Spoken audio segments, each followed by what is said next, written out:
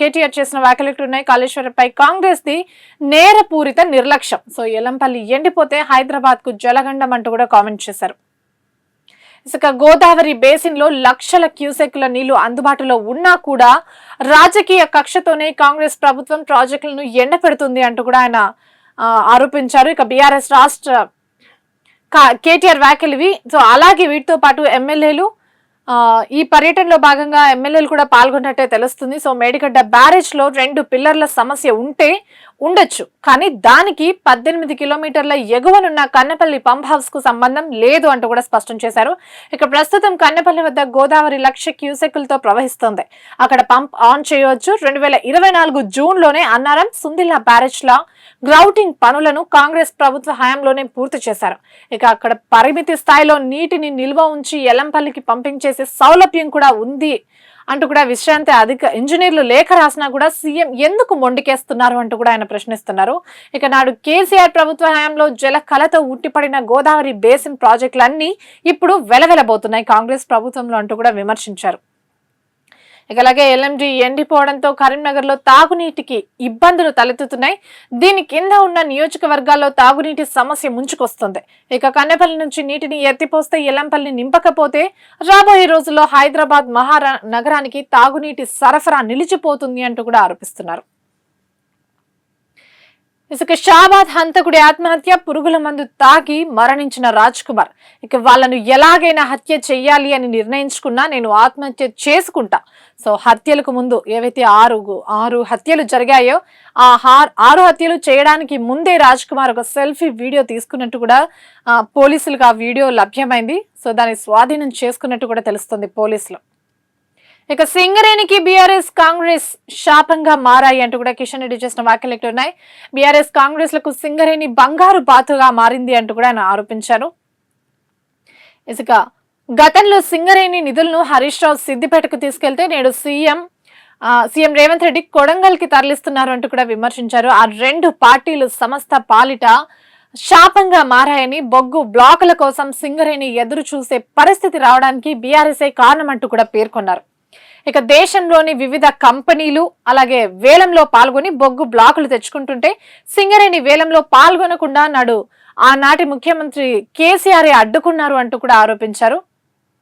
ఇక కేసీఆర్ అడ్డుకున్నారని కూడా విమర్శించారు. సింగరేణి భరోసా యాత్రలో భాగంగా ఆయన చేసిన వ్యాఖ్యలు. ఇక భూ అక్రమదారులకు అధికారులు అండదండల. సో న్యాయస్థానాలు కళ్ళు మూసుకుని ప్రేక్షక పాత్ర పోషించవు అంటూ కూడా రాష్ట్ర హైకోర్టు అయితే తీవ్ర స్థాయిలో మండిపడింది. రంగారెడ్డి జిల్లా అబ్దుల్లాపూర్ మెట్ మండలం ఇంజాపూర్ లో సర్వే నంబర్ 126లోని 74 ఎకరాల ప్రభుత్వ భూముల ఆక్రమణలకు అధికారులు అండగా ఉన్నారంటూ హైకోర్టు తీవ్ర ఆందోళన వ్యక్తం చేసింది. ఇక అలాగే ప్రభుత్వ ఆస్తులను రక్షించాల్సిన వారే అక్రమార్కులకు అండగా ఉంటారా అంటూ కూడా తీవ్ర స్థాయిలో విరుచుకుపడినట్టే తెలుస్తుంది. చట్టపరమైన పాలన అమలయ్యేలా అధికారం 226 కింద విచక్షణ అధికారాన్ని ఉపయోగిస్తాము అంటూ కూడా స్పష్టం చేసింది. ఇక ఇంజాపూర్ లో భూముల అక్రమాలపై సిబిసిఐడితో దర్యాప్తు చేయించాలి అంటూ కూడా డీజీపీని ఆదేశించింది హైకోర్టు. ఇక 3 నెలల్లో సమగ్ర నివేదిక సమర్పించాల్సి ఉంది. ప్రభుత్వ భూముల పరిరక్షణలో విఫలమై అక్రమదారులకు సహకరించిన అప్పటి తహసీల్దార్ అలాగే గ్రామ పాలనాధికారులపై కూడా తగిన చర్యలు తీసుకుని నివేదిక సమర్పించాలి అంటూ రెవెన్యూ శాఖ ముఖ్య కార్యదర్శిని సైతం ఆదేశాలు జారీ చేసింది. ఇక్కడ చూసుకుంటే ఒక్క నిమిషానికి 48 జననాలు 17 మరణాలు. సో 2024 సిఆర్ఎస్ నివేదికలో వెల్లడైన కొన్ని విషయాలు ఇక్కడ ఉన్నాయి. సో ఈ సంఖ్య చూసుకోవచ్చు. నిమిషానికి 48 జననాలు 17 మరణాలు అయినా తగ్గిన జనాభా పెరుగుదల. సో 2021 తర్వాత 2024లో అత్యధిక మరణాలు. దేశ జనాభా 140 కోట్లు, అందులో ఏపీ 5.34 కోట్లు, ఇక తెలంగాణలో 3.83 కోట్లు. సో తెలుగు రాష్ట్రాల్లో 14.50 లక్షల జననాలు అలాగే 6.76 లక్షల మరణాలు. సో సిఆర్ఎస్ నివేదికలో వెల్లడైన విషయాలు ఇవి. ఇక మళ్ళీ ఇరాన్ దిగ్బంధం, అమెరికా అధ్యక్షుడు ట్రంప్ ప్రకటన అయితే. సో భయపడినట్లే జరుగుతోంది. పశ్చిమాసియాలో పరిస్థితి మళ్ళీ మొదటికొచ్చింది. సో ముందు యుద్ధం మొదలుపెట్టి తర్వాత చర్చలంటూ, సంతకాలంటూ, ఒప్పందాలంటూ ఇన్ని నడిచిన తర్వాత కూడా మళ్ళీ పరిస్థితి మొదటికే వచ్చిన సందర్భం అయితే కనిపిస్తుంది. తాత్కాలిక శాంతి ఒప్పందానికి తూట్లు పడుస్తూ అటు ఇరాన్, అమెరికా కత్తులు దూసుకుంటున్నాయి. ఇక ఇరాన్ ను మళ్ళీ దిగ్బంధించబోతున్నట్టు అమెరికా అధ్యక్షుడు డొనాల్డ్ ట్రంప్ స్వయంగా ప్రకటించారు. హర్మూజ్ లో ప్రయాణించే నౌకల నుండి వాటిలోని సరకు విలువలో 20% టోల్ వసూలు చేస్తాము అంటూ కూడా సంచలన ప్రకటన చేశారు.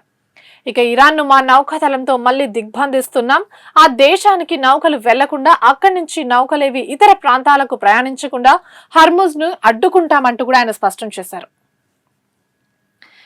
ఇక తెరిచి నెల అవుతున్న యూనిఫామ్ అనేది ఒక కళగా మిగిలిపోతుంది రాష్ట్రంలోని గవర్నమెంట్ స్కూళ్లలో. ముఖ్యంగా ఇక స్కూళ్లు తెరిచిన రోజే యూనిఫామ్, పుస్తకాలు ఇస్తాము అంటూ కూడా ప్రభుత్వం విద్యార్థులకు ముందుగానే హామీ ఇచ్చింది. ఇక కార్పొరేట్ పాఠశాలలకు ధీటుగా ప్రభుత్వ స్కూళ్లను మెరుగుపరుస్తాము అంటూ కూడా ప్రభుత్వం ఇదివరకే పదే చెప్తూ వచ్చింది.